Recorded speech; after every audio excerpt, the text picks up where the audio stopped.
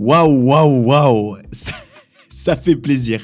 Ça fait plaisir de te retrouver. À toi qui me regarde ou qui m'écoute, à tous mes fidèles auditeurs et à toi qui es nouveau, bienvenue sur ce nouvel épisode de podcast présenté par Toms. Et non pas chaque semaine, comme j'ai l'habitude de dire à chaque début d'introduction, car il y a eu une grosse pause de quasiment 2 mois pour mon bien et surtout parce que j'avais énormément de choses sur lesquelles me concentrer, dont les 2000 km que je me suis enfilé ces 10 derniers mois et non ces 8 dernières semaines, ok, parce que je ne suis pas Iron Man, je ne suis pas Superman, donc tu m'en voudras pas. Mais il y a énormément de choses qui se sont passées durant ces 2 derniers mois / 8 dernières semaines et on va tout simplement débriefer durant cet épisode sur qu'est-ce que j'ai appris durant ces 2 derniers mois, qu'est-ce que j'ai vécu aussi. J'ai vécu beaucoup de choses. J'ai recouru un deuxième 100 km, j'ai fait 10 sorties à plus de 30 km, j'ai fait un semi-marathon, je me suis fait opérer, j'ai passé une tonne d'examens pour mon hernie, c'est d'ailleurs un petit peu là-dessus que je t'ai laissé sur mon dernier épisode. Et il s'est passé tellement un tas de trucs les amis que vraiment cet épisode va être complet, donc je te propose de t'asseoir gentiment, de boire un café, de te poser dans ton salon tranquillement en train de manger ton repas du soir ou du midi, ton petit-déj, bref, fais ce que tu veux, écoute ça sur la radio quand tu fais à manger. Bref, moi je te recommande toujours d'écouter les podcasts quand tu fais autre chose en même temps, c'est toujours mieux je trouve. Enfin bref, tu fais comme tu veux.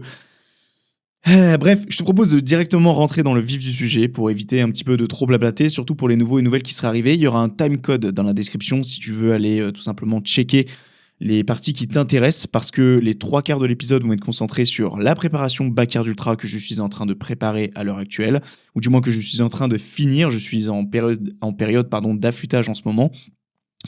Ma compétition est dans 48 heures à l'heure à laquelle j'enregistre cet épisode. Donc autant te dire que j'ai un petit peu de pression. Parce que c'est tout simplement 6 mois consacrés quasiment qu'à ça dans ma vie. Et là, ça y est, le jour J arrive, donc pas mal de stress. Mais tout ça pour dire, 3/4 de l'épisode vont être consacrés donc à qu'est-ce qui s'est déroulé ces 2 derniers mois, et on va reprendre la préparation Backyard du début jusqu'à la fin, même si on va se concentrer essentiellement sur ces 8 dernières semaines. Parce que si je t'ai laissé ces 8 dernières semaines, c'est aussi parce que c'est là où j'ai eu les plus grosses sorties de toute ma putain de vie. Ok, c'est clair ou pas? Jamais j'aurais pensé autant courir de toute ma vie. Je vais te donner les stats et les chiffres vers la fin de l'épisode. Le nombre de kilomètres exacts que j'ai couru pour la préparation Backyard Ultra, le total, même si le total figure dans le titre évidemment, mais je t'invite à rester jusqu'à la fin pour savoir toutes les stats. J'ai un tableau Excel ultra détaillé devant moi pour que tu puisses connaître tout ça. Bref, je te propose qu'on commence directement du coup par la préparation, le type d'épreuve que j'ai fait, alors que ça soit d'un point de vue entraînement ou que ça soit d'un point de vue compétition. Je te propose qu'on commence par la semaine numéro... Alors, on fait un bond direct, ok. Là, j'ai entrecroché la semaine numéro 15, si je dis pas de bêtises. Non, c'est même plus loin que ça. Je te propose qu'on fasse déjà les gros. On commence par le plus gros dans un ordre chronologique. Et ensuite, on s'insérera un petit peu plus dans... ce qui est un peu moins important, tu vois. Typiquement, j'ai fait 10 sorties longues de 30 bornes. Je vais pas rebondir sur chacune des sorties, même s'il y en a certaines, je pense, où ça vaut le coup. Mais je te propose d'abord qu'on commence vraiment par les gros morceaux, d'accord? Parce que il y a que dans cet épisode-là que je vais en parler, nulle part ailleurs. Raison pour laquelle il faut écouter attentivement cet épisode, parce que je ne vais pas faire un épisode exprès sur, par exemple, le challenge que je me suis mis en place à faire 2 marathons en 48 heures. Ça, je ne vais pas faire un épisode exprès, j'en parle que là, en fait, durant cet épisode débrief / update. Bien. Alors, 2 marathons en 24 heures. Qu'est-ce qui m'a pris ce week-end-là? Eh bien, écoute, en fait, c'était pas par pur plaisir ni par challenge, même si on pourrait prendre ça comme un challenge. C'est simplement que depuis le début, je fais ma programmation avec Campus Coach, que ça soit la préparation marathon ou la préparation Backyard. Pour te contextualiser, j'ai commencé ma préparation marathon le 6 janvier 2025. Je l'ai terminé la veille ou l'avant-veille du marathon, donc le 12 avril ou le 11 avril 2025. Le 13 avril 2025 était le marathon. Il y a eu un mois et demi sans réelle programmation, même si Campus Coach te fournit toujours des entraînements à faire pour récupérer de ton épreuve. Donc j'ai suivi tout simplement ce qu'il me disait de faire. Et ensuite, j'ai eu un peu ma période, on se fait chier sans compétition, sans échéance. Du coup, j'ai décidé à ce moment-là de me fixer un nouveau objectif. qui a été inspiré d'Eric Flagg, qui est une personne que j'apprécie beaucoup, et que quand j'ai vu qu'il avait fait ce type d'épreuve-là, le Backyard Ultra, donc l'épreuve que je passe dans 2 jours, 48 heures. Dans 48 heures, je serai en train de courir à l'heure actuelle, là. Il est 15h45. Je me suis inspiré de lui parce que c'est une épreuve qui vraiment est folle. Je reviendrai sur les détails de la course. Qu'est-ce que c'est exactement juste après t'avoir un petit peu décrit la préparation pendant 20-25 minutes pour que tu puisses comprendre typiquement qu'est-ce que les gens attendent de moi le jour J. Enfin, les gens. Personne m'attend le jour J, en fait. C'est chacun pour sa pomme. T'as capté l'idée. Mais c'est pour dire qu'on va venir dessus juste après. Donc, 2 marathons en 24 heures, j'avais tout simplement ce qu'on appelle un bloc choc. Donc, en fait, c'est une sortie longue divisée en 2. La sortie longue étant le dimanche pour moi. Elle est toujours en fin de semaine dans une préparation de run. Si un jour tu fais une préparation de run, tu auras toujours tes sorties longues à la dernière séance de la semaine. Là, le but étant de décomposer ta sortie longue en 2. Pourquoi ? Parce que ça veut dire simplement que plutôt que de faire 2 fois 4 heures, comme c'était imposé ici du coup pour ce jour-là, je devais faire 8 heures d'un coup. Et autant te dire que c'est mort en fait. Puis c'est pas du tout représentatif de ma compétition en plus de ça.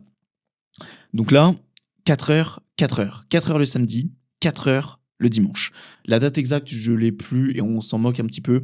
C'était début septembre de mémoire, même quasiment mi-septembre. Ouais, c'était début septembre. C'était même le 13 ou 15 septembre. Le mec a dit qu'il s'en foutait, mais finalement, il rentre quand même dans les détails. Mais c'est pour dire que c'était juste avant le semi-marathon qui a suivi le week-end d'après.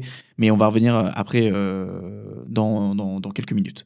Donc 2 marathons en 24 heures, que dire ? Ça s'est très bien passé. J'ai les stats sous les yeux. Enfin, ça s'est très bien passé. Ouais, je suis assez optimiste quand même. J'avoue que sur le moment, j'avais plus envie de crever qu'autre chose. Donc les distances ont été de 42,23 km le samedi et 42,27 le dimanche. Donc on a respecté, on a fait les distances marathon. Alors après, en combien de temps ? Tu me diras, 260 minutes pour le samedi et 277 minutes pour le dimanche. Donc soit 4h10. Putain, je suis une merde. En fait j'ai les minutes, mais c'est pas converti en... Ouais, c'est ça. Ça doit être 2h20 en gros, grosso merdo, le samedi. Et on a mis 2h30, 2h40 pardon. 4h20 environ le... Enfin, converti 260 minutes, j'ai la flemme de le faire. Fais-le de ton côté, démerde-toi. Mais je t'aime bien, t'inquiète. Donc 4h environ 20 pour le premier jour et 4h, c'était 4h10 je crois, et 4h30, 4h35 pour le deuxième jour.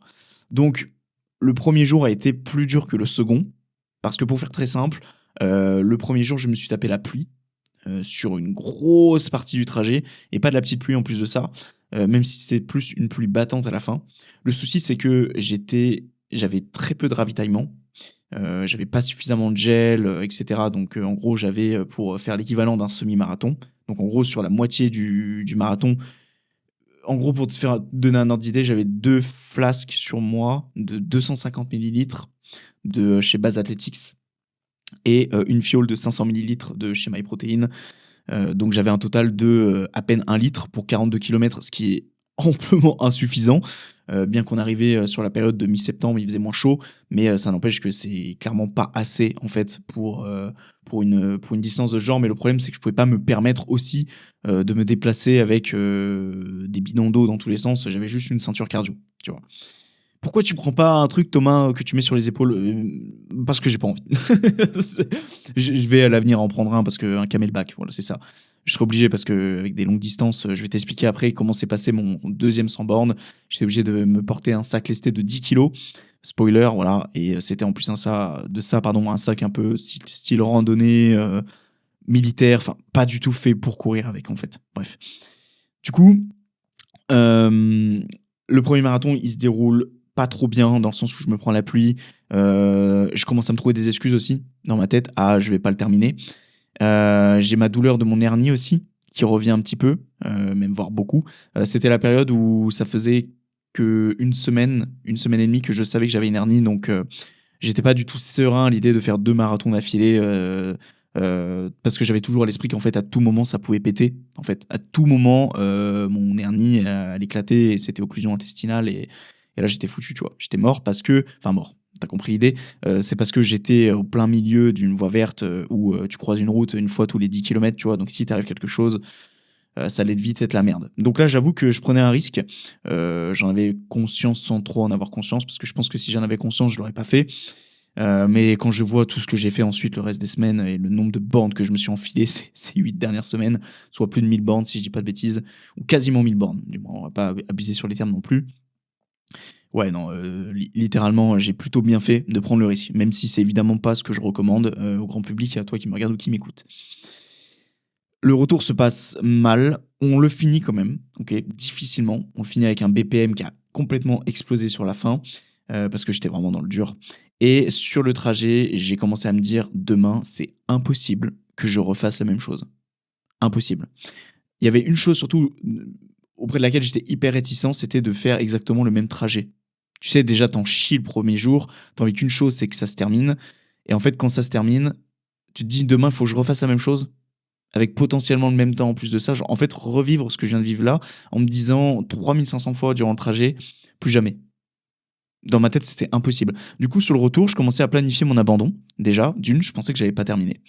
Alors que j'étais pas une grosse allure, hein. Tu vois, mon allure de course, on était sur du 6.1, donc 6 km, 6 km, enfin oui, 6 km par minute. Attends, je suis en train de réfléchir. Non, c'est pas ça. Non, Thomas, tu vas pas faire 6 km par minute. Non, t'es pas une Usain Bolt, mec. Même une Usain Bolt, il fait pas ça. 6,1 minutes. 6,1 minutes. Bon, bref, 6 minutes au kilomètre. Voilà, 6 minutes au kilomètre. Donc, c'est une allure relativement faible. C'est pas une grosse allure. Pour donner un ordre d'idée, au marathon de Paris, j'étais à 4,55 d'allure par minute. Donc là, ça commence un petit peu à envoyer. Les 32 premiers kilomètres, après j'ai explosé en cours de route et ça a donné une moyenne de 5,05 de mémoire à la fin. Donc 5 de moyenne. Donc là, on était quand même beaucoup plus élevé, mais en même temps, le but n'était pas d'être à allure marathon, parce que l'objectif était juste de faire une course de 4 heures à allure réduite. Là, pour ma compétition Backyard Ultra, on va revenir sur la strat après, mais mon but n'est pas d'aller vite. Ok, mon but est d'aller doucement. Je t'expliquerai le concept juste après. Donc c'est pour ça que je suis sûr que beaucoup de gens, et on s'en branle, hein, franchement, je m'en fous littéralement de leur avis, mais beaucoup de gens, je pense qu'ils voient mes stats Strava, etc. Se disent, ouais, mais en fait, ils courent lentement. Mais parce que mon but n'est pas d'aller vite. Si j'ai envie de taper un 4 minutes au kill, crois-moi que je peux le faire largement. J'ai les jambes pour ça, sans pour autant me vanter. Mais c'est juste que c'est pas du tout l'objectif de cette préparation. L'objectif de la préparation, c'était encaisser du volume, faire de la putain de distance. L'allure, rien à foutre. Dans ma programmation, il donnait pas une allure précise. Il disait allure soutenue, allure modérée, allure lente, allure détente. Mais c'était aucunement des allures précises comme je l'avais pendant ma préparation marathon, où là, les allures étaient plus importantes. Et surtout, j'avais plus de fractionnés, etc. Là, j'ai eu très peu de fractionnés, c'était surtout des grosses sorties, en fait. Et surtout des allures fondamentales. Donc je me trouve toutes les excuses du monde, je rentre le soir, je suis un peu KO, mais en vrai ça va, je prends ma douche et tout, et là je commence à... Quand tu sors de l'effort, il faut savoir que quand tu sors de l'effort, que tu as fait un gros effort sportif, sur le moment tu te dis plus jamais, et en fait plus tu t'éloignes de ce moment en question, plus tu as un sentiment de dopamine, tu as un sentiment qui t'envahit, qui te dit en fait j'ai envie de refaire l'effort en question. Et c'est ça toute la beauté du sport, et c'est ça qui m'a permis le lendemain de mon premier marathon, de refaire le second. Donc, du coup, je me lève à, ouais, je crois, 9h, 10h du matin le lendemain. J'avais commencé pour contextualiser vers midi 13h le samedi. Donc, du coup, je me devais de partir à midi 13h aussi le dimanche pour que ça fasse bien 24 heures et que je respecte bien, entre guillemets, ce challenge. Je place plein un guillemets sur challenge parce que ça reste quand même un entraînement. De faire le second marathon 24 heures après. Donc, je me lève le matin. Je me sens plutôt bien. Sincèrement, je me sens plutôt bien. Et il y a une chose qui me rassure, c'est que je vais pas prendre le même parcours. Je prends le parcours à Mâcon, où la dénivelée est peut-être 3, 4, 5, voire peut-être même voire 10 fois plus élevée que mon parcours de la veille. Donc, d'un côté, je me mets une épine dans le pied. D'un autre, je me dis, tu vas faire un parcours que t'as pas fait hier, donc ça va changer. Même si je connaissais le parcours en question, que j'avais fait d'ailleurs une semaine auparavant avec Ludo, je reviendrai sur ça juste après, sur une sortie longue qu'on avait faite avant, de 37 km. Je connaissais le parcours, mais je voyais vraiment pas l'intérêt de refaire le même qu'avant, parce que ça allait être hyper redondant, et du coup, mon sentiment d'abandon aurait été au summum. Donc je m'élance. Mes parents sont pas trop fans de l'idée, je vais pas te mentir, que je parte pour un deuxième marathon. Déjà que j'entends mon daron dire que je suis un fou à faire un marathon en entraînement et que quand il apprend que je vais en faire un second à peine quelques heures après. Ouais, bon, bref, de toute façon, ils m'ont pas empêché de le faire. Hein, puis je pense qu'ils savent très bien que on peut essayer de m'empêcher de le faire, je le ferai quand même. Quand généralement je décide de faire quelque chose, je le fais. Donc je m'élance cette fois-ci donc sur Mâcon et les premiers kilomètres, je t'avoue que je fais pas le fier au point où je suis vraiment sur une allure très très très faible. Je crois que j'étais entre 6,30 6 minutes 30, 7 minutes au kilomètre. Donc c'est vraiment allure très tranquille parce qu'en fait je me suis dit Tom, c'est la première fois que tu t'élances pour la seconde fois pour un 42 km, alors que tu as littéralement fait un 42 km il y a à peine 24 heures. Je peux pas me permettre de partir à une allure dardard, ne serait-ce qu'à 6 minutes du kill, sachant qu'à tout moment, puisque c'est une expérience inconnue pour moi, tu peux exploser en cours de route. Tu peux te taper un mur, tu peux... même si la veille, j'avais blindé en glucides, 2 jours avant, j'avais fait une recharge. Donc c'est-à-dire qu'en gros, tu manges beaucoup plus de sucre, s'il faut simplifier les choses, pour que tu aies suffisamment de ressources en... Putain, merde, j'ai perdu le terme. C'est pas collagène. Ouais, je sais plus, vas-y, on n'est pas là pour perdre les sciences, de toute façon, on s'en fout. Bref, remplis ton corps de sucre pour que ensuite tu puisses en avoir suffisamment pour courir sur de longues distances. Voilà. Glycogène, voilà, j'ai retrouvé le terme. Donc, je m'élance un petit peu en mode frayeur, mais dès que j'atteins les 8, 9, 10 km, je me permets de remettre un petit peu plus d'allure parce que je sens que ça va. Et surtout, je suis étonné de voir que, en fait, bah, c'est pas si terrible que ça. Et là, je me rends compte d'une chose et je fais le bilan suivant. C'est qu'en fait, quand je suis parti sur le premier marathon, quand tu te retrouves à la moitié du premier marathon, et que tu sais qu'il te reste la moitié à faire, et que tu sais que le lendemain, il te reste un marathon à faire, ça te semble impossible, ça te semble interminable, t'as l'impression d'être déjà au bout de tes forces. Et c'est là que je me suis rendu compte que tout était psychologique, en fait. Parce que quand je me suis retrouvé à la moitié du second marathon, soit 21 km, donc le dimanche, en fait, je me suis dit, mais gars, ça va. Je ressens moins de difficulté que le 21e kilomètre d'hier. Parce que je savais que psychologiquement, il me restait que 21 km pour aboutir à ce week-end de 8 heures de run, soit 2 marathons. Donc c'est pour ça, et c'est pas pour rien que la philosophie de David Goggins, que j'apprécie énormément, existe, le fameux 40%, le fait de ce que tu penses dans la tête, c'est tu n'es qu'à 40% de tes capacités. Et littéralement, quand j'étais à mon premier marathon de la veille, je pensais être à la limite de l'abandon, mais la vérité, c'est que j'étais peut-être à 15%, 20%, j'étais même pas au 40%. J'étais peut-être au 40% à la fin du second semi-marathon, qui d'ailleurs s'est très bien achevé. Je me suis retapé une petite pluie quand même sur la fin. Je me suis tapé une bonne dénivelée. Ok, c'est le col du Bois-Clair pour celles et ceux qui sont dans le coin autour de chez moi. C'est un col qui est assez connu pour qu'il soit assez dardard. C'est vraiment des grosses pentes qui sont vraiment vraiment raides. Et je t'avoue que la faire une fois et la refaire une deuxième fois derrière, ça sèche un petit peu les jambes. Sachant qu'il faut pas oublier que tu t'es déjà fait un marathon la veille. Donc voilà. Mais ensuite, c'était du faux plat, un petit peu de la descente, etc. Et je savais que la ligne d'arrivée approchait, même si je t'avoue que ça, c'était un petit peu interminable à la fin. D'ailleurs, il y avait mon pote Gabin, qui est mon cadreur, qui m'attendait à la fin, qui sera d'ailleurs là pour... qui a été là pour plusieurs... on va en reparler juste après, pour ce qui s'est passé durant la préparation, et qui est mon cadreur officiel, on dirait maintenant. Oh yeah, baby. Je sais qu'il écoutera l'épisode, c'est pour ça. Donc du coup, qui était là à la fin, qui avait sa copine aussi. Putain, je suis un putain d'inculte et je suis désolé, j'ai complètement zappé son nom. Mais c'est pour dire qu'elle était là aussi. Et du coup, je ne suis pas arrivé comme une merde à l'arrivée tout seul, alors que j'avais quand même fait quelque chose de costaud sur 2 jours.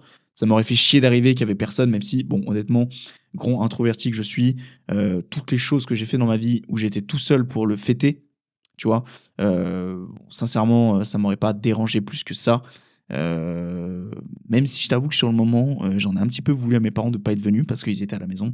Mais bon, ça c'est un sujet à part et on s'en branle un petit peu. Donc 2 marathons 24 heures validés.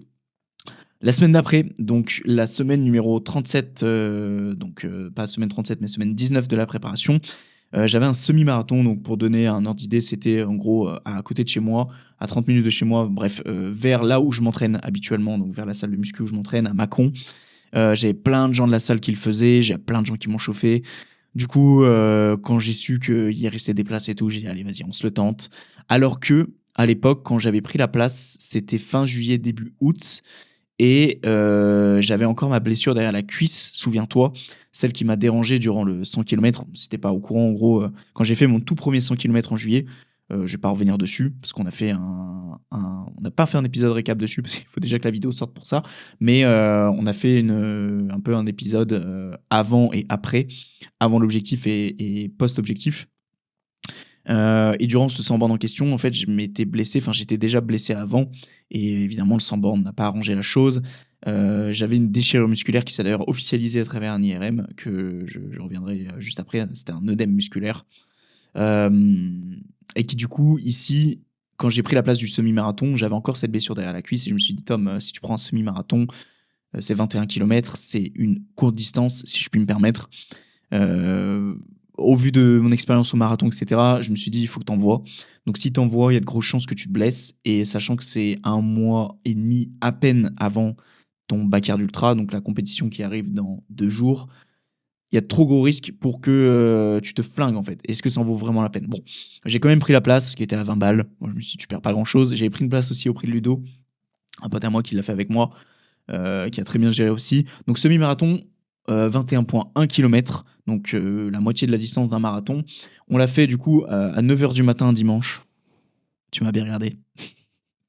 À 9h du matin un dimanche. Franchement, moi normalement je dors bien à cette heure-là, normalement. Tu vois le délire? C'est ce qui explique pourquoi je suis allé retirer mon dossard avec Ludo 10 minutes avant, avant le départ de la course. Je pense qu'on était littéralement les deux gros cons arrivés au dernier moment pour retirer nos dossards, tu vois. Bref, je vais pas plus m'absenter sur ce semi. J'ai fait au total 1h36 et 8 secondes pour une moyenne de 4,33 au kilomètre. 4,33 minutes au kilomètre. Donc, j'aurais trop aimé faire un sub 1,30, mais il faut être très costaud pour faire un sub 1,30. Il aurait fallu que je tienne 4,10, 4,15 minutes au kilomètre. Et autant te dire que, vu dans l'état dans lequel j'étais déjà après le 4,30 au kilomètre, je pense que j'aurais pu gratter, honnêtement, sans mauvaise foi, 2, voire 3, peut-être petites minutes au début, parce que on était, en fait, avec mon pote Ludo, on était dans les bouchons, parce qu'en fait, on était tout derrière. Et du coup, vu qu'on passait par des allées qui étaient ultra réduites, on pouvait pas se permettre de bousculer tout le monde, tu vois, c'était pas possible. Donc, je pense qu'on a perdu 2, 3, peut-être 2 minutes, allez, on va pas non plus abuser, précieuses, qui auraient pu être obtenues pour peut-être faire un 1,34 ou peut-être une 33. Bref, on ne saura pas, mais dans tous les cas, les 1,30 étaient bien loin. Je pense que pour ça, il faut une vraie petite préparation. Là, en l'occurrence, il n'y en avait pas eu. Il y a juste eu un petit... Ouais, peut-être sur 2-3 semaines, j'ai fait un peu plus de fractionné sur ma programmation campus, parce que tu peux mettre des objectifs intermédiaires. Et moi, en l'occurrence, j'avais mis le semi-marathon et du coup, ils avaient un petit peu adapté ma programmation en fonction, mais ils ont dit clairement que c'était pas non plus une programmation qui était ultra adaptée pour le semi. Donc bon, je suis quand même très content. 1h36 pour un premier semi-marathon, je pense que c'est très correct. Mais j'étais dans le rouge à la fin. Si on va pas se mentir, j'étais dans le rouge. Mais j'étais très ému, très content de ce semi, qui d'ailleurs, il y a une vidéo YouTube qui sortira à ce sujet-là. Tous les liens de mon compte motivation / compte principal sont dans la description si tu veux aller checker. Parce qu'il y a des grosses vidéos YouTube qui vont arriver, etc. D'ici cette fin d'année. Mais c'est pour dire que il y avait mes parents à l'arrivée et ça a beaucoup joué parce que c'était la première fois qu'ils étaient à une ligne d'arrivée et ça m'a fait trop plaisir. C'était très émouvant de savoir que quand tu es arrivé, tu avais tes parents qui t'attendaient. C'était la première fois que ça m'arrivait et voilà, tu devineras, moi les larmes montent très facilement. Elles sont pas nécessairement montées quand je les ai vus et quand je les ai rejoints à l'arrivée, mais c'était surtout pendant les 500 derniers mètres où tu sais, t'as la montée en émotion, t'as la ligne d'arrivée, t'entends les gens applaudir, t'as les cloches et tout. Bref, fais un semi-marathon, fais un marathon, à toi qui regarde ou qui écoute cet épisode, parce que on fait une épreuve, même si c'est un 5 km ou un 2 km, au niveau de ton niveau de difficulté, sors un petit peu de ta zone de confort, parce que crois-moi qu'une ligne d'arrivée, je n'ai jamais autant ressenti de sensations sur une ligne d'arrivée de toute ma vie qu'à une compétition, que lorsque je vais acheter un dossard et que je vais aller me préparer pendant quelques semaines avant ce dossard et cette course en question. Vraiment, je trouve qu'il n'y a pas meilleure expérience que ça. En tout cas, à mon sens et à mon échelle, je n'ai jamais ressenti autant d'émotions que sur une ligne d'arrivée et sur une course de manière générale. Même si sur le moment, tu n'as pas nécessairement envie, sur le moment, des fois, il pleut dehors, tu n'as pas envie d'être préparé, il fait froid, il fait nuit, il fait chaud, on s'en fout. tu verras qu'une fois que la course sera terminée, tu voudras qu'une chose, c'est de recommencer en fait. Voilà, en tout cas ça c'est un constat que j'ai fait. Après les nombreuses courses et les nombreux entraînements que j'ai fait cette année. J'ai postillonné comme un porc. J'espère que ça s'est pas vu à la caméra. Donc 4,33 d'allure, 1h36 de chrono finaux. Et c'est une super expérience. Voilà, très très belle expérience. Ensuite, après le semi-marathon, donc on fait un jump de 2 semaines. En fait, je suis en train de me rendre compte qu'il n'y a vraiment pas eu un jump de fou entre les deux. 2 semaines après, je partais pour un deuxième 100 km. Ouais. Ouais, là, je t'avoue que c'est. Ouais, en vrai, je suis en train de me rendre compte des fois que. De ce que je fais et que des fois, je suis un petit peu con aussi de faire ça. Parce que se renfiler un 100 km alors que je m'étais déjà enfilé un 100 km en juillet et que quand j'avais fini ce 100 km en 12h50 sans compter les pauses, peut-être compter 14 à 15 heures d'effort au total en comptant les pauses. Quand j'avais terminé, je m'étais dit plus jamais, sachant que, spoiler, mais j'en avais déjà brièvement parlé quand même dans les précédents épisodes, sachant que l'épisode n'est pas sorti, car il sortira en même temps que la vidéo 100 km sur mon compte principal. Encore une fois, tout est en description. Sur le compte Tom's Motive. Mes potes avaient pris le relais à la fin, ils avaient fait les 2 à 3 derniers kilomètres. Je leur avais donné ma montre parce que j'étais plus en capacité de bouger en fait. J'avais littéralement craqué sur la fin, j'en pouvais plus. Même si je pense que j'aurais pu, sincèrement. Parce que on peut toujours grappiller un peu plus. Mais je m'étais octroyé le mérite que, écoute, gros, c'est bon. En fait, à ce moment-là, je m'étais octroyé le fait que c'était pas ma victoire, mais c'était une autre victoire parce qu'ils m'avaient accompagné, les gars, 2 gars en vélo qui m'avaient accompagné, Ludo et Roche, dont Gabin, le cadreur, et JP qui était photographe sur ce jour-là. Et sincèrement, ça me faisait tellement plaisir et ça me tenait à cœur de me dire en fait c'est notre victoire et c'est pas ma victoire à moi. On l'a fait ensemble. Ils m'ont ravitaillé, ils en ont chié aussi en vélo à faire 100 bornes, ce qui est pas rien. Donc en fait à partir de là, ça me paraît normal de leur donner la montre et qu'on partage la victoire ensemble. Qui dans tous les cas on l'aurait partagé même s'ils n'auraient pas pris ma montre, on est d'accord là-dessus. Donc je pars quand même pour un 100 km. Pourquoi ? Parce que j'avais un bloc choc cette semaine de 7 heures. Alors je sais plus exactement le bloc en question. Oui c'est ça, c'était 7h50 et 5h10 ou 5h30. Ça donnait un total de 13 heures de course en 2 jours. Donc exactement le même principe que les 2 marathons en 48 heures, enfin en 24 heures. Une sortie longue, en gros, décomposée en 2. Plutôt que de faire 13 heures, tu fais 7h50, puis 5h30. Bah oui, forcément, parce que c'est plus facile comme ça, tu vois. C'est tout à fait logique et normal. Donc là, je t'avoue que j'ai un moment de réflexion où je me dis, qu'est-ce que je fais ? Est-ce que je le fais, déjà dans un premier temps ? Est-ce que je fais 7h50 comme ils préconisent de le faire et 5h30 le lendemain ? Je t'avoue que là, sur le moment, je me dis flemme. Parce que si je me fie par rapport au marathon que j'ai fait, les 2 marathons en 24 heures que j'ai fait 3 semaines avant. Non, 2 semaines avant. Oui, 2 semaines avant. 2 semaines avant, j'ai fait. Attends, j'ai un doute. 1 semaine. Ah non, 3 semaines avant. 2 semaines avant mon deuxième 100 km, j'ai fait un semi-marathon. 1 semaine avant mon semi-marathon, j'ai fait 2 marathons en 24 heures. 1 semaine avant mes 2 marathons en 24 heures, j'ai fait 60 km. Non, j'ai fait 50 km en 24 heures. Soit 18 km le samedi et 37 km avec mon pote Ludo le dimanche. Et les semaines d'avant, la semaine d'avant, j'avais fait un 32 bornes. Et la semaine d'avant, j'avais fait un 31 bornes. Sans compter évidemment les 3 autres entraînements dans la semaine qui cumulent un total de 50 à 100 bornes par semaine en fonction de la semaine. Mais on reviendra plus en détail sur les petites sorties longues juste après, comme je te l'ai dit en début d'épisode. Donc, 100 km, du coup, je décide de les faire d'une traite. Sur le moment, je décide de le faire en format backyard. Donc, je vais pas nécessairement plus en parler et rentrer dans les détails, mais le format backyard, c'est une boucle de 6,8 km à faire en 1 heure. Tu as 1 heure pour le faire, et en fonction du temps que tu mets pour faire tes 6,8 km, eh bien simplement, le temps qu'il te reste, c'est ton temps de pause avant de repartir. Puis de repartir, puis de repartir, puis de repartir, puis de repartir, jusqu'à que t'en puisses plus. Voilà. Donc là, je voulais faire la même chose, c'est-à-dire me donner 1 heure pour faire 6,8 km, prendre une pause, faire 6,8, et ce jusqu'à 100 km, et cela en 15 heures de temps. parce que si à chaque fois tu respectes le process d'attendre 1 heure, enfin de faire 1 heure, ça te prend 15 heures. Mais en fait, la flemme gros de faire 15 heures d'affilée, enfin, en fait, j'allais dire la flemme de faire 15 heures d'affilée, mais en fait, si je regarde, j'ai mis quasiment 15 heures en fait pour ce second 100 km en total d'activité, même si j'ai mis 11h18 au total. Spoiler, le total d'activité s'est rapproché des 15 heures parce que j'ai pris énormément de pauses. Ouais. Ça, c'est quelque chose qu'il faut dire et assumer, et que j'assume totalement. Il faut pas croire aux stats que tu vois sur Strava, le résultat final, tu sais, avec le graphique avec le PNG, là, enfin en PNG. Ça, c'est faux. Tu peux mettre ta montre en pause durant tes efforts, etc. Il faut que tu ailles dans Strava et il faut que tu descendes tout en bas et que tu regardes l'activité totale de course, c'est-à-dire le temps total où ta montre a été allumée. Et crois-moi que des gens vont entendre ça, ils vont aller voir les Strava des autres, et crois-moi que les perfs sont pas les mêmes. Donc ça, c'est juste pour te dire que ce 100 km en question, oui, j'ai mis 11h18 pour le faire. Oui, j'ai mis 1h30 de moins que pour le premier 100 km. Mais le premier 100 km, il y avait eu plus de 14 heures d'activité. Là, sur le second 100 km, il y a eu presque 15 heures d'activité. Donc en fait, au final, oui, j'ai fait mieux sur l'allure et sur la vitesse en course, mais sur le temps finaux, j'ai pas nécessairement fait mieux en fait.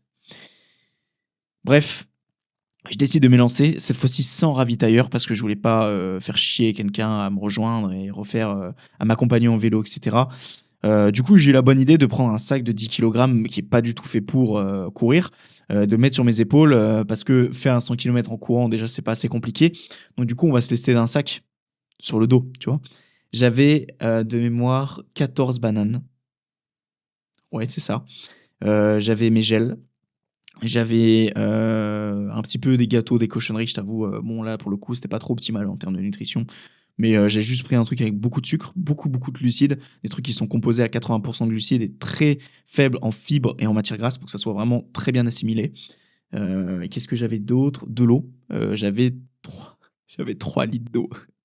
Pour 100 km 3 litres d'eau. Toutes les bouteilles étaient remplies d'électrolytes, mais à mon sens, pas assez du tout. Même si, contrairement au premier 100 km, j'ai eu très très peu de crampes. Donc c'est banger, parce que du coup, ça veut dire que je me suis amélioré sur mes stratégies de course, sur la nutrition du moins. Mais ça n'empêche que 3 litres d'eau, c'était presque suffisant. Il manquait 0,5 litres à la fin. Donc je me suis arrêté auprès d'une maison à la fin pour demander ça en question. Et je pense que je vais pas plus blablater parce que j'ai préparé un script que j'ai édité. Il y a trop de pages ouvertes sur cet ordi là. Que j'ai édité le soir même que je suis rentré, ou le lendemain du moins, pour que je loupe aucune miette de ce que j'ai vécu, pour ce podcast, pour aussi la vidéo qui sortira pour ce sans borne, parce que je me suis évidemment tout filmé, j'ai tout documenté. Des extraits figurent sur mon Instagram, sur le compte principal Tom's Motive, donc je t'invite aussi à me suivre si tu veux voir tout ça. Et je te propose de lire ça, ça va me prendre 5 bonnes minutes, donc je te propose d'ouvrir grand tes oreilles envers ce monologue pour te décrire ce sans borne au mieux. Et comme ça, après, on passe directement sur les autres épreuves qui ont suivi pour cette préparation Backyard Ultra. 0 à 21 km. Je m'élance à 7h du matin avec un réveil à 4h, le temps de tout préparer, de filmer, de préparer.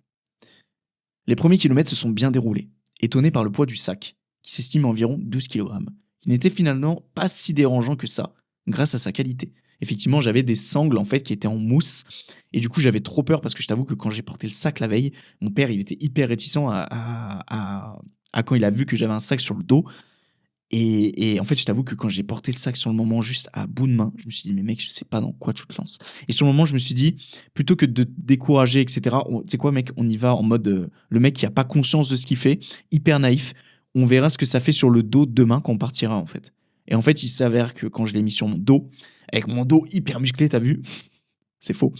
Bon, j'ai quand même un bon dos, on va pas se mentir. Et ben, du coup, en fait, ça amortissait bien le sac et c'était plus ou moins confortable. Néanmoins, je m'aperçois vite que les douleurs, notamment à la cheville gauche, vont être compliquées pour la suite du parcours. Effectivement, j'ai un petit souci de mobilité qui s'est accentué après le premier 100 km en juillet, puisque j'avais ma blessure derrière la cuisse, je devais compenser sur d'autres parties du corps, et c'est ce qui a fait que, en fait, j'ai créé d'autres douleurs ailleurs, en fait. Vers le 8e kilomètre, je m'aperçois que je suis en incapacité de boire/manger en même temps de courir, car le fonctionnement du sac est délétère, sangle qui se dessert. Je décide donc de m'alimenter et m'hydrater durant les pauses. En fait, effectivement, quand je prenais le sac et que je le mettais sur le côté, en fait, la sangle se desserrait toute et du coup, il fallait que je m'arrête et ça m'énervait. Je m'énervais parce que je m'énerve pour rien. Et vu que je devais garder pour mon énergie pour les 92 autres kilomètres, vois-tu, je pouvais pas me permettre en fait de à chaque fois faire ça. Donc, je m'octroyais du coup des pauses. La première pause, je me suis octroyé au semi-marathon, donc au 21e kilomètre. Et ensuite, je m'en accordais une tous les 10 à 15 kilomètres. Je mise sur une stratégie suivante pour la course en elle-même. 5 km à allure modérée et 5 km avec une allure détente. Je suis tellement bien et dans le flow que je décide finalement de garder une allure assez soutenue sur 10 km, donc du 10e au 20e kilomètre. En gros, sur ma programmation, Campus, il préconisait, mais évidemment quand tu fais pas 100 km d'affilée, mais moi j'ai quand même décidé de le faire, en tout cas au début, après je me suis vite aperçu que ça allait pas être tenable. Je l'ai fait jusqu'au 20e kilomètre, j'ai fait ça, après j'ai arrêté, parce que j'étais déjà un peu dans le mal, on va y venir après justement. J'ai tenu une allure à 5 minutes du kill, ou 5 minutes 30, je sais plus exactement. Ouais, non, c'est ça, 5 km à allure modérée. Donc les 5 premiers, je les ai fait à allure du coup assez tranquille. Les 5 suivants, je les ai fait à allure... Non, les 5 premiers, je les ai fait à allure suffisamment... En fait, je suis parti trop dardard et je l'ai senti en plus de ça. J'étais à 5,30, je crois, quelque chose comme ça, avec un sac de 10 kilos. Sachant que tu pars pour un 100 bornes, j'étais beaucoup trop optimiste.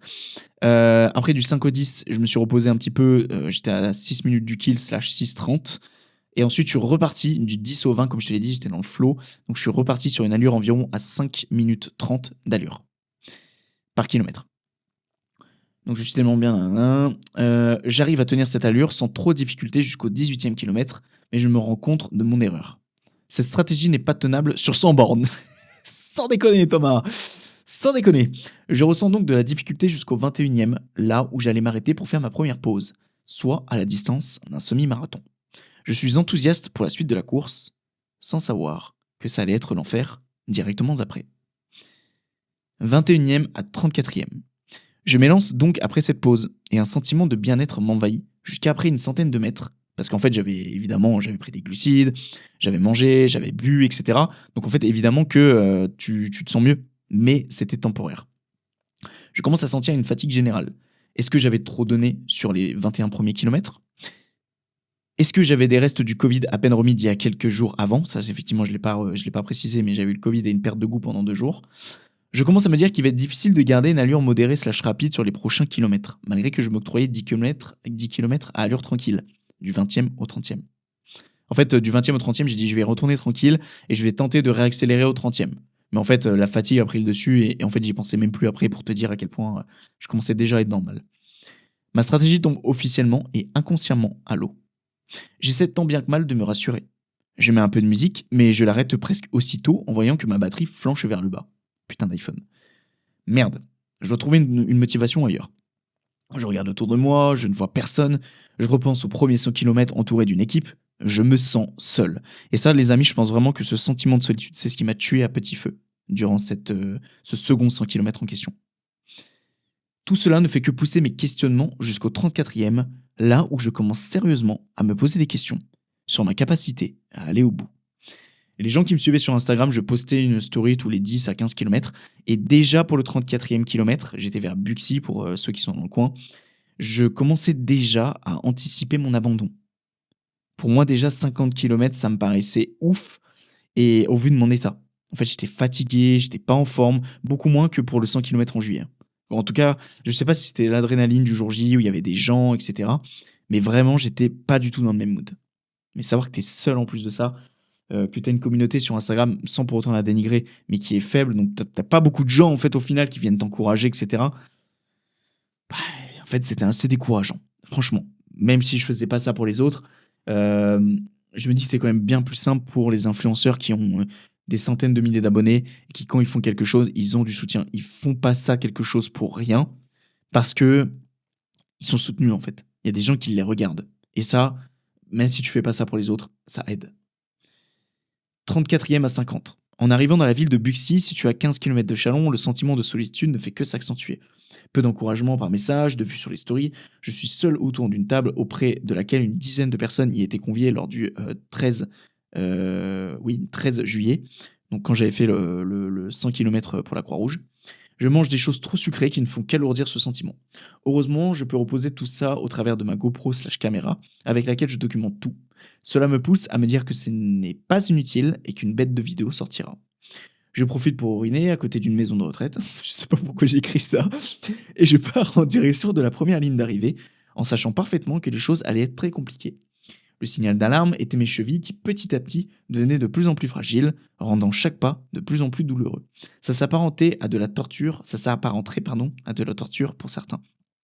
Je confirme, c'était vraiment horrible, même si au bout de 2-3 minutes, quand tu te relançais après une pause, tes articulations, tes os se réchauffaient. C'était horrible. Sincèrement, c'était horrible. Les kilomètres défilent, je cours d'une façon pas du tout sexy et je commence à réfléchir comment je pourrais abandonner. Je me dis qu'il est impossible de faire les 100 km au vu de mon état alors que je ne suis même pas à la moitié. Si je me réfère à mon état du 13 juillet, qui était arrivé à un point critique bien plus tard. Mon sac s'ouvre, des choses tombent, je m'énerve, chaque redémarrage est d'une souffrance absolue. Je continue ma route jusqu'au 40e kilomètre et me positionne exactement là où j'étais là où j'ai cru tout lâcher le 13 juillet aux alentours du kilomètre 56, alors que à 16 km plus tôt, autrement dit maintenant, je suis dans le même état. Je m'allonge de la même façon, je regarde l'heure, il est un peu plus de midi, continue de documenter, mange un peu, mais pas grand-chose ne passe. Qu'est-ce que je suis en train de foutre ? Qu'est-ce que je fous ici ? Personne ne t'y oblige, Tom. Je suis là, sur le dos, face au ciel, et je vois des nuages de plus en plus menaçants. Je regarde au loin et une masse de nuages noirs se dresse sur les collines d'en face. Je sais que je m'approche d'une tempête qui avait été annoncée à la météo la veille. Cela me décourage d'autant plus, et me dégoûte aussi au passage. Je suis là face à moi-même, moi contre moi-même. Les pauses s'enchaînent jusqu'à ne parcourir que 3 petits kilomètres par 3 petits kilomètres. Je m'approche de plus en plus de la première ligne d'arrivée, soit un total de 49 kilomètres. Après des pauses, dont une sous les arbres pour m'abriter. Parce que j'avais commencé déjà à me prendre la pluie. Là encore, personne pour m'encourager, comme ça aurait pu être le cas le 13 juillet, où les gens de la Croix-Rouge m'attendaient. Je fais donc de suite demi-tour, par réflexe de la pluie qui commençait sérieusement à tomber, pour aller m'abriter sous un pont par lequel je suis passé un peu plus haut quelques minutes avant. Je me retrouve donc là, sous les bruits ambiants des voitures, allongé sur le bitume, où ça sentait en plus de ça la pisse, en essayant de retrouver mes esprits. En dehors du pont se situe une pluie battante, qui nourrit mon envie de capituler. Tout en ayant à l'esprit que seulement 50% du processus a été acquis, alors que je suis déjà au bout de ma vie. Tout cela réuni, j'en oublie d'activer ma montre sur les 500 premiers mètres de la reprise. Ça, c'est vrai en plus. En plus de ça, quand je détache le pont et que je commence à courir sur la ligne droite qui suivait le pont, enfin bref, que je m'élançais pour les 50 autres kilomètres, sur le côté, je vois vraiment littéralement une averse qui faisait peur et qui arrivait droit sur moi. Chose en plus, et d'ailleurs je lui en ai un petit peu voulu, même si je sais que c'était pas inconscient de sa part, mais ma mère qui m'envoyait des messages constants en me disant arrête, abandonne, en gros c'est déjà bien ce que t'as fait.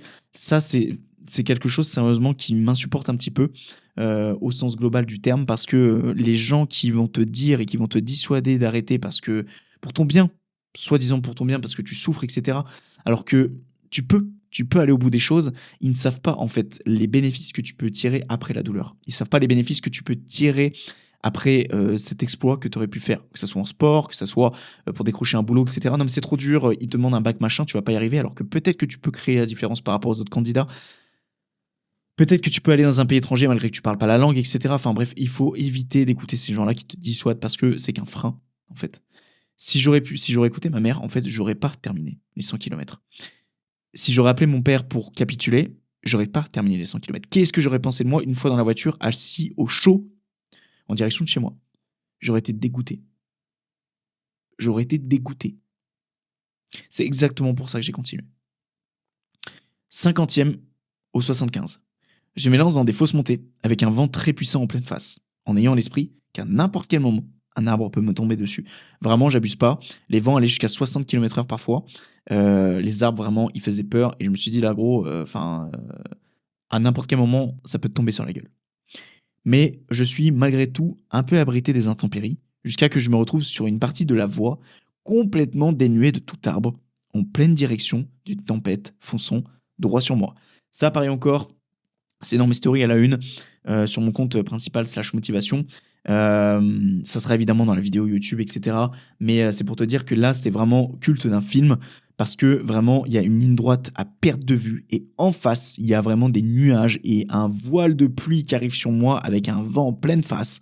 Et là, je me suis dit, gros, t'as pas d'autre choix que d'aller droit en face vers ce putain de monstre, alors que je suis déjà dans le mal et mes chevilles me crient d'arrêter. C'était vraiment la sensation à ce moment-là. Je me suis dit, mais qu'est-ce que tu branles là, Tom? Mais en même temps, je me suis dit, c'est là qu'il faut que tu crées la différence par rapport aux autres, gros. Attends, je vais reprendre là où j'en étais. Les vents avoisinent les 60 km/h. L'eau me fouette la peau. Je n'ai fait que 2,5 km de plus. Je suis en train de rager, me demandant ce que je suis en train de foutre, à deux doigts d'appeler mon père pour qu'il vienne me chercher. Je continue tant bien que mal, avec des voitures passant avec un regard méprisant à côté et devant moi. Moi, en t-shirt, avec un sac à dos, sous un torrent impressionnant, en train de combattre Mère Nature, malgré des chevilles qui me rappellent à quel point je suis foutu. J'arrive à Givry, là où je me réfugie sous les arbres, avant de potentiellement me lancer sur l'une des plus grandes lignes droites que tu n'as jamais connues et que je n'ai jamais connues. Celle faisant près de 25 km, sans presque aucun arbre, avec une vision qui se porte jusqu'à plus de 2 km à la ronde. Je suis donc là, sous un étang de continuer. Sous ce dernier arbre, tout en m'interrogeant sur ma capacité à affronter la pluie sans abri, avec aucun retour possible en arrière. J'ai donc deux choix. Le premier étant d'abandonner, le second étant de continuer. Je garde à l'esprit que cette tempête n'est que temporaire, et qu'elle devrait continuer au maximum encore 1 heure. En tout cas, j'ai essayé de faire confiance à la météo d'iPhone, très gros risque au passage. C'est de cette façon que j'ai décidé de me lancer malgré tout sur cette longue route en affrontant la pluie. Très vite, mon choix ne fait que se conforter avec l'arrivée du soleil, en conflit avec la pluie. Et au vu de ce que j'avais connu avant, je ne peux que qu'acquiescer. Je retrouve donc un peu de motivation. C'est un peu comme si quelqu'un de là-haut voulait me montrer la chance que j'avais de courir, de vivre cette expérience que très peu ne feront dans leur vie. Et comme on dit, après la pluie se dresse toujours le beau temps. Je fais des pauses régulièrement, mange et bois par petites quantités, puis je me relance. Et je me sens plutôt bien psychologiquement à partir du 60e kilomètre, car je sais qu'on a passé officiellement le cap de la moitié. Encore une fois, ce fameux putain de mindset qu'il faut pas écouter. Le but est assez jovial, malgré ses routes interminables. Le tout, est assez joviable. Durant l'une de mes pauses, je tombe nez à nez avec un sanglier. Zéro van. J'étais en train de manger mes putains de gâteaux là, et là, gros, je vois un truc d'étalé au loin dans un pré qui fonce droit sur moi au début et qui tout de suite fait un espèce de virage à droite et qui fonce dans la forêt. Et plus loin, il y avait des chasseurs en fait avec des chiens. Et là, je te jure que j'ai une peur, gros. Quand j'ai vu le missile arriver vers moi, gros, un machin, gros, un mastodonte, je me suis dit, c'est un dinosaure le truc. Je me dis, qu'est-ce que je fais si le truc il fonce droit sur moi? Je ne suis en incapacité ni de monter dans un arbre, ni de sprinter, tu vois. Donc, bref, j'ai eu plus de peur que de mal, heureusement. J'ai d'ailleurs croisé aussi une putain de couleuvre sur la route, mais bon, ça, on s'en branle un petit peu. Très vite, mon chat ne fait ce qu'on a. Attends, je retrouve juste mon truc. Je me relance, je fais des pauses régulièrement. Le tout est assez jovial, on va y arriver. Me rappelant, voilà, je tombe nez à nez avec un sanglier. Après la rencontre avec la vipère sur l'allée au 42e kilomètre environ, me rappelant à quel point le danger est présent de partout sur l'une de mes pauses. Je continue mon chemin, m'arrête au 70e kilomètre avec les nerfs qui commencent à craquer. Je pleure pour rien, tout en visualisant cette ligne d'arrivée se situant qu'à plus de 30 km. J'arrive à un stade où abandonner n'est plus une option. J'arrive à la gare de Saint-Jean-Gou, l'endroit où je savais que si je l'atteignais, alors j'allais parvenir au bout de ces 100 km. 75e ou 100e. La nuit commence à tomber et je suis face à un territoire que je connais un peu mieux, parce que c'est une voie verte que je prenais un peu plus du coup, puisque c'était sur les premiers kilomètres de la voie verte. Je m'approche à grands pas de Cluny, là où tout a démarré, à 7h du matin. Je suis face à un magnifique coucher de soleil, seul, sur cette voie verte, entouré d'arbres, comme la quasi-totalité de cette journée. Je suis sur ce banc, au 77e,5 km environ, en ayant une profonde gratitude sur ce que je vis en ce moment. J'avais ma GoPro à ce moment-là, et j'ai extirpé et j'ai dit toute la gratitude que j'avais en fait pour l'expérience que je vivais, qui était absolument folle en fait. J'étais tout seul sur cette voie verte, sur des lignes droites à perte de vue, avec des arbres qui commençaient à perdre ses feuilles, la couleur de l'automne, le soleil qui tapait sur les arbres. C'était vraiment une vue splendide. Et ça, je me suis dit, ouvre vraiment tes yeux parce que ce sentiment que tu as là, d'en chier comme ça, avec une vue comme celle-ci, tu n'auras pas nécessairement l'occasion de la vivre à chaque fois.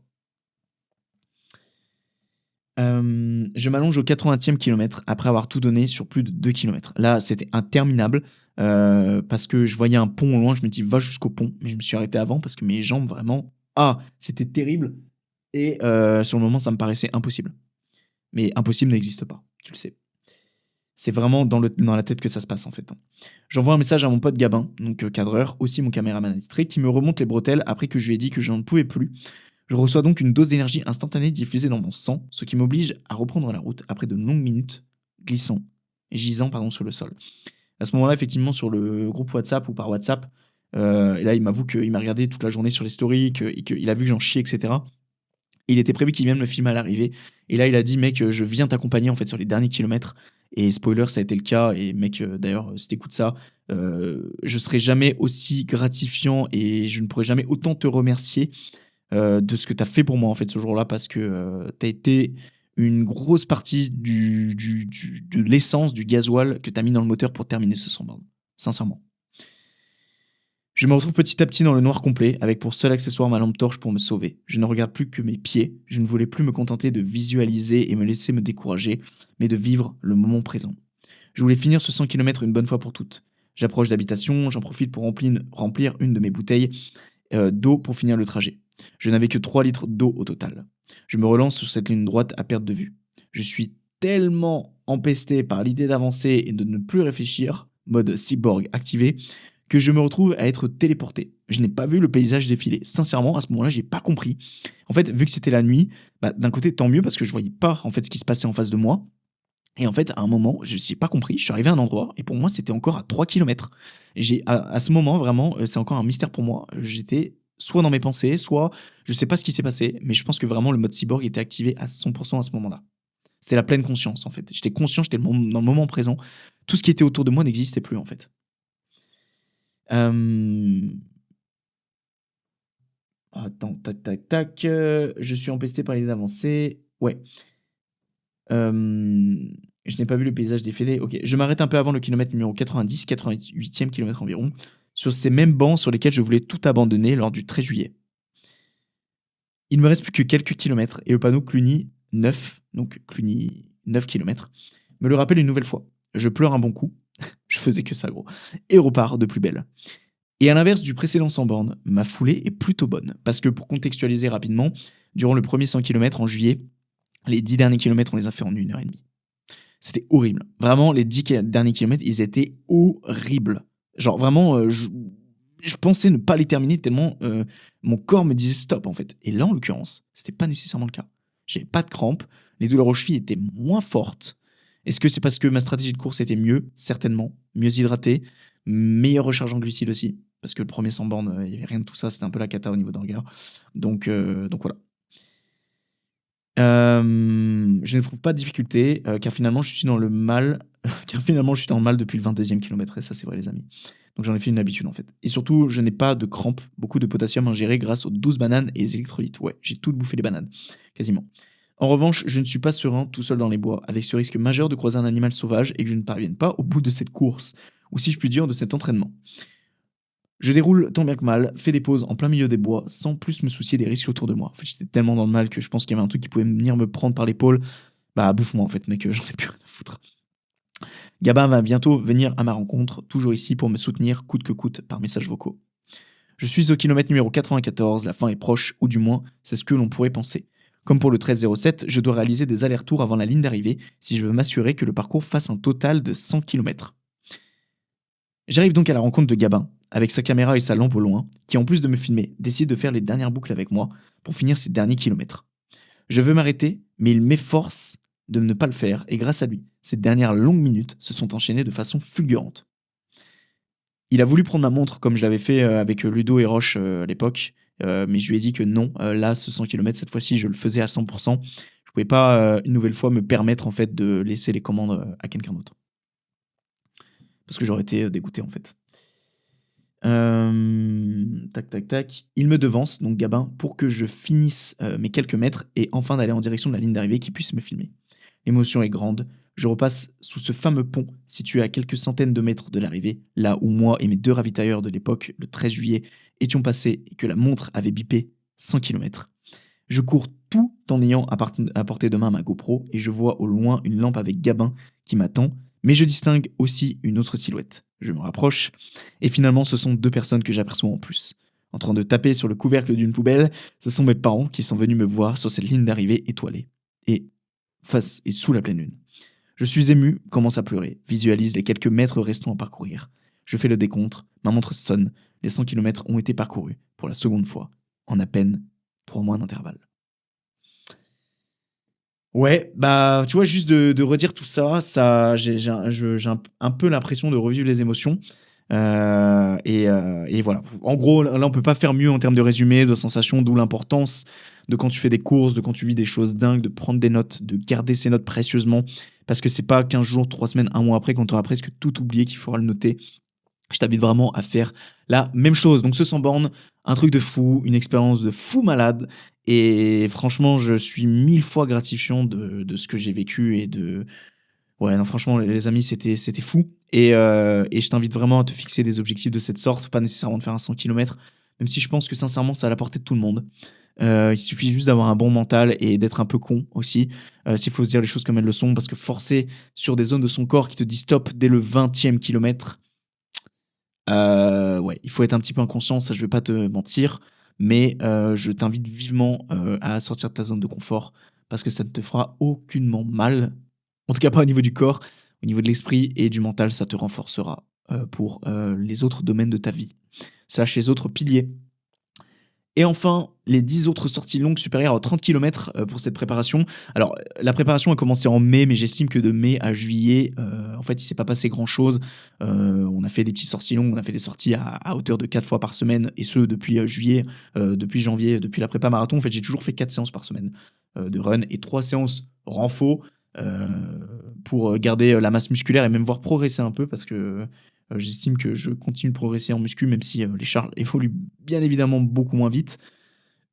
Et très peu aussi, s'il faut pas se mentir.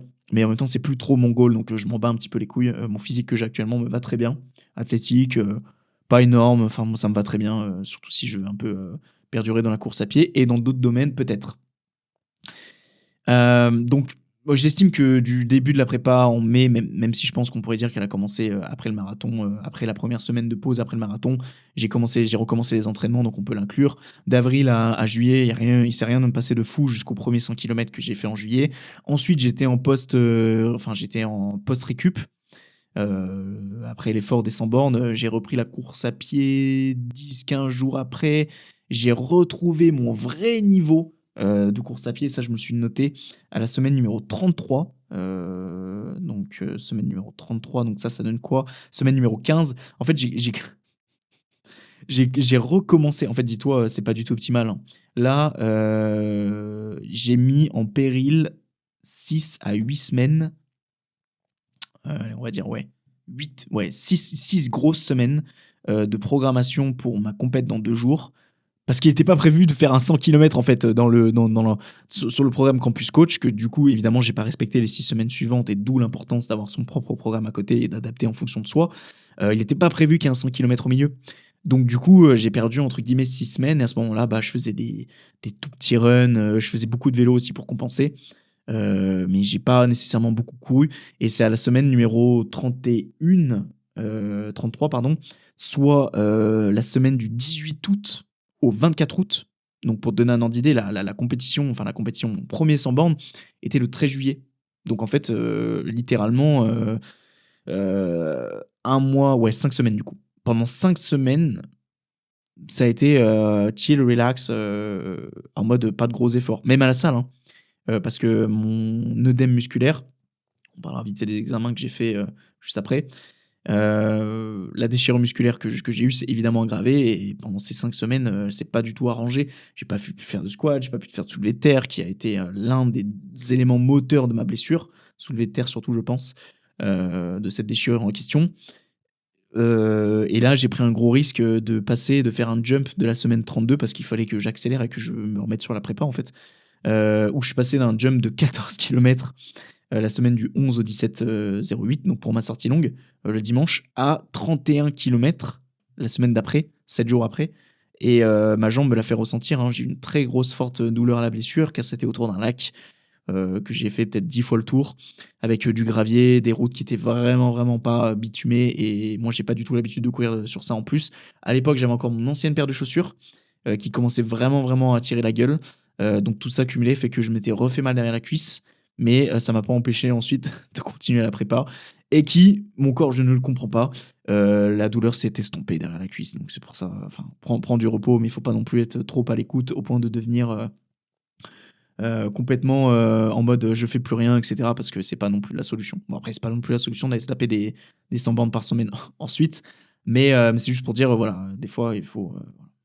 Après, c'est juste ma vision des choses. Tu penses comme tu veux de ton côté. Donc, départ de la semaine 33 pour faire très rapide parce que je vois que la batterie baisse assez vite. 31,31 km avec une allure de 6 minutes au kilomètre. Donc, sur la sortie du dimanche 24 août. Ensuite, la semaine d'après, plus grosse sortie longue de toute ma vie, 32,68 km le 31 août. Où sincèrement, là, j'étais bien. J'étais bien. Là, j'étais bien. On a fait un gros. Je suis juste en train de mettre en gras mes trucs là. C'est vraiment le temps de faire ça, Thomas? Pas du tout. Pourquoi c'est pas en gras les trucs là? Ok, d'accord. Tac. Je le mets en gras. Hop là. Commande B. Et commande B Taras. Voilà. Donc du coup, 32,68 km où j'ai un petit peu pleuré à la fin parce que c'était vraiment dur. Mais pour moi, c'était tout à fait représentatif de ce que j'avais fait la semaine d'avant. Donc là, c'était sur bitume, retour sur le parcours habituel. 6 minutes au kilomètre aussi. Donc allure plus ou moins correcte, je trouve, pour 32 km. Sachant que ça reste un entraînement à allure tranquille. Semaine numéro 35, là ça devient intéressant. J'avais donc mon premier bloc choc, 18 km le premier jour et 17. En vrai, je parle en termes de kilomètres, mais c'est en termes de temps. J'avais 3 heures, 1h15, 1h20. Ouais, 1h15 ou 1h20 le samedi et 4 heures le dimanche. Donc j'ai fait 17,7 km à 5,56 d'allure. Le samedi 6 septembre et le 7 septembre, donc je l'ai fait avec un pote, Ludo, qui, ce grand fou, avait fait pour plus longue distance de sa vie un 12 km la semaine d'avant, ou 2 semaines avant, je sais plus, enfin bref, et qui, la semaine d'après, décide de courir 4 heures avec moi. C'était terrible, j'ai d'ailleurs sorti un réel à ce sujet sur mon Insta, sur toutes les plateformes, sur mon compte motivation / principal, je t'invite à aller le voir. Il est fat et vraiment, cette sortie a été très très dure parce que j'avais que 2 fiasques de fioles de 500 ml sur moi et de fioles de 250, donc ce qui donne un total de 500, sachant que j'ai filé 250 à Ludo et donc j'avais plus que 250 en ma possession.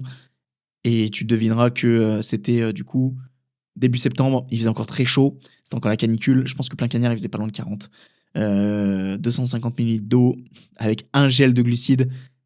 Non, j'avais même pas de gel de glucides en fait. Je suis en train de me demander si j'avais pas filé tous mes gels à Ludo.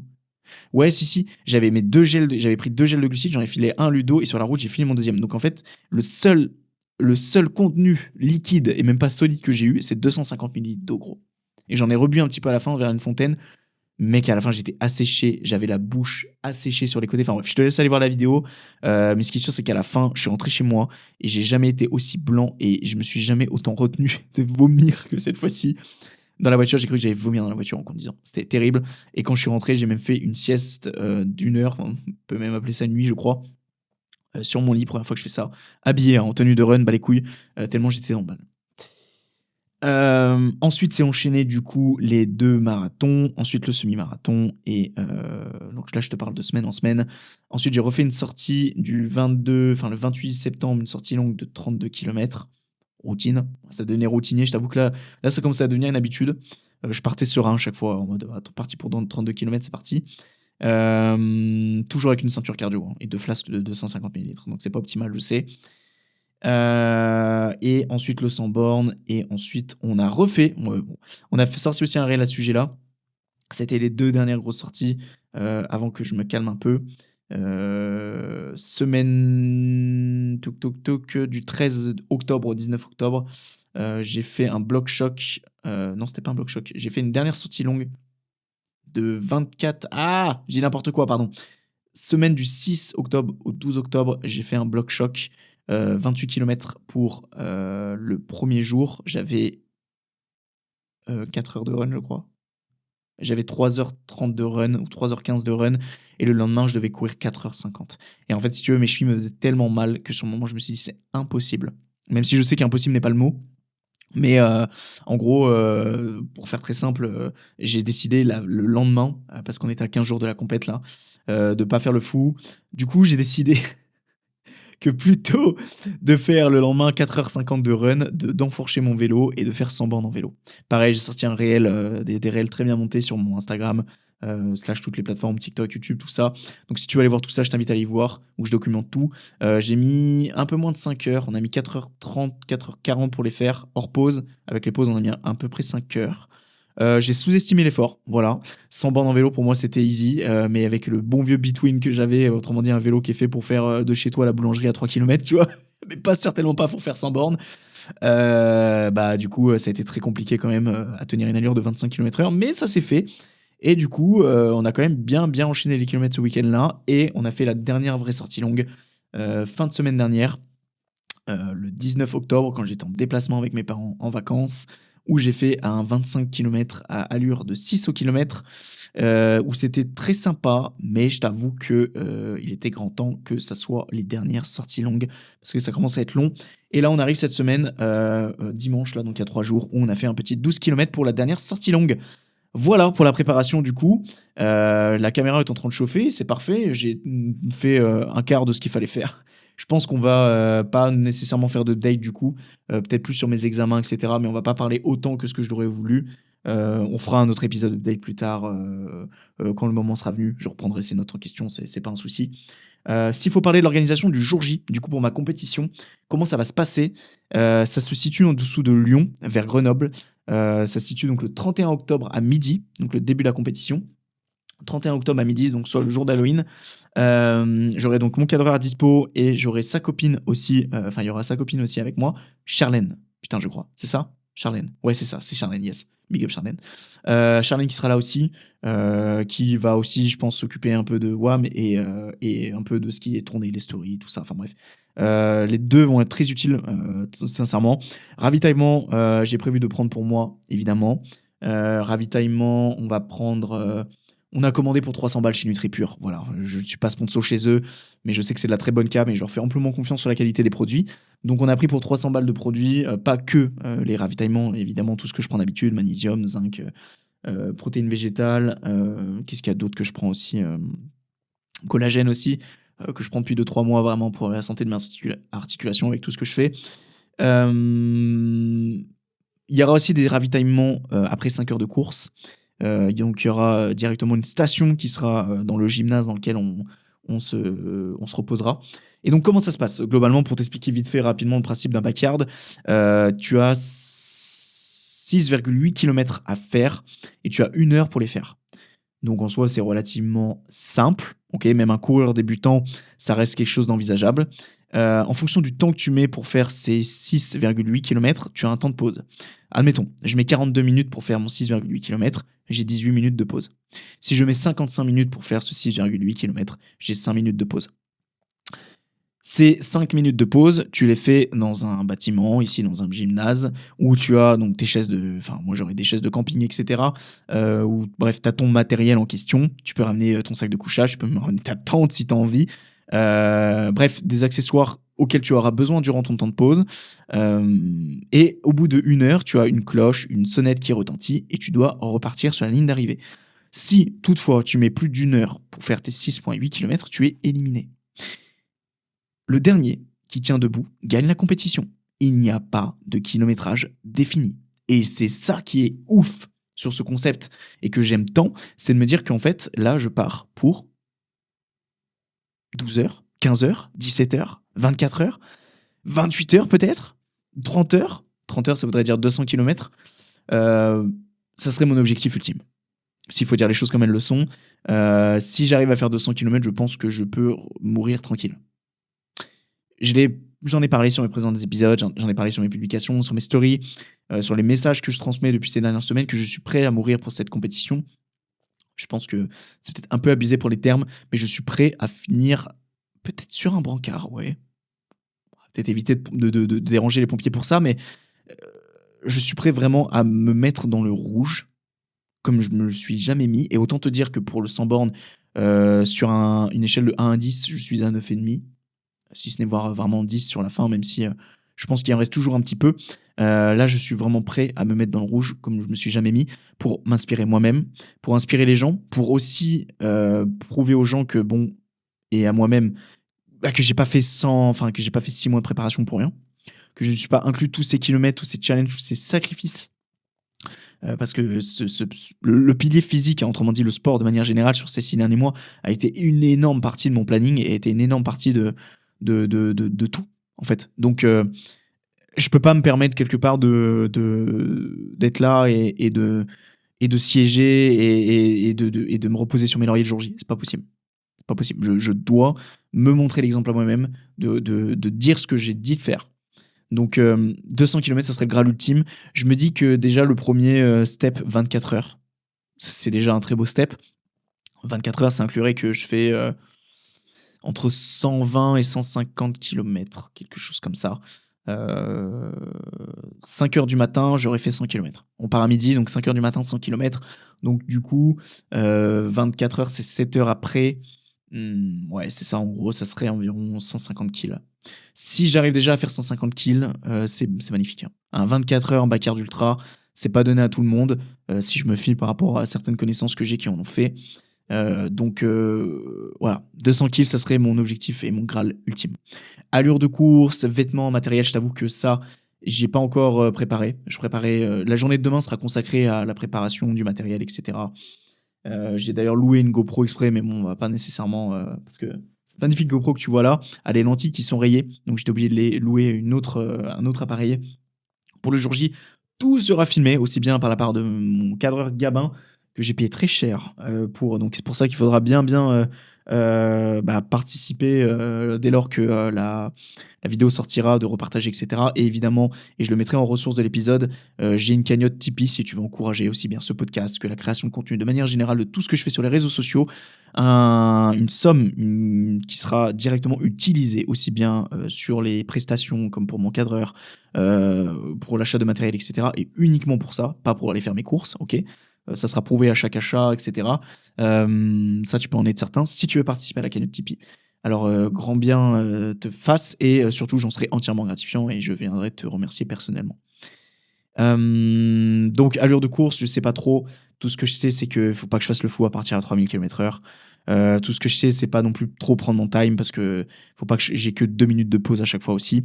Donc, faut que je trouve un juste milieu par rapport à ça. On se retient au courant sur les réseaux, notamment et surtout sur Instagram où un lien de suivi sera partagé le jour J si tu veux suivre tout ça de près. Évidemment, il y aura des stories, ils seront republiés à la une ensuite et tout ça. Enfin bref, des publications vont sortir. Bref, énormément de contenu va sortir ces prochains jours. Donc, je t'invite vraiment à aller me suivre sur mon compte principal pour aller checker tout ça.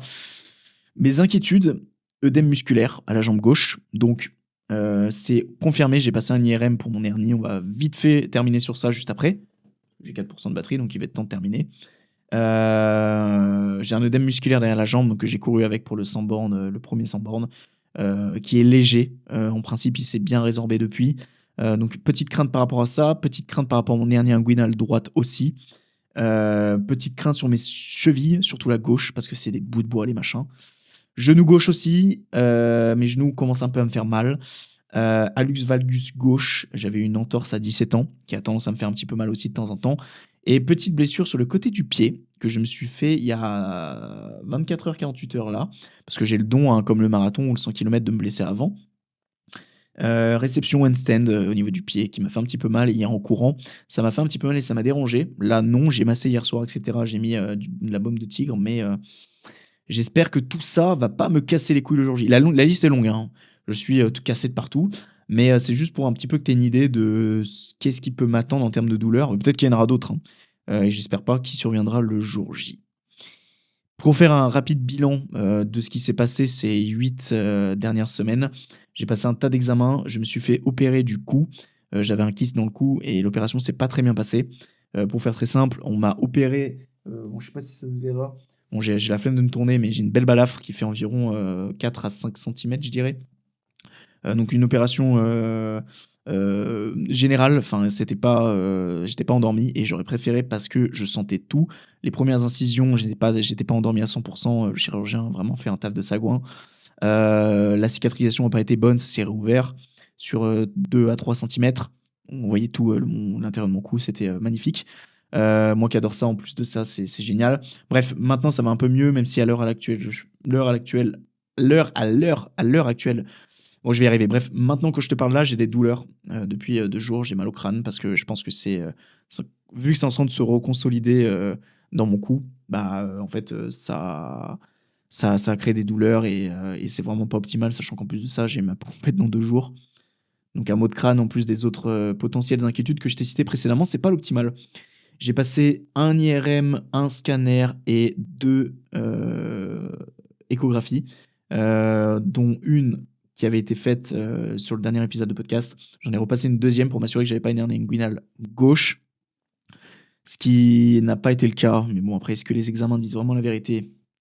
Ça, c'est à confirmer. J'ai eu 2 rendez-vous avec un chirurgien parce que du coup, on a voulu, après ces examens, mettre en place une date d'opération. Mais en fait, après les examens, le chirurgien m'a dit que c'était pas utile de mettre en place une date d'opération pour la simple et bonne raison que mon hernie est pas assez conséquente pour l'opérer.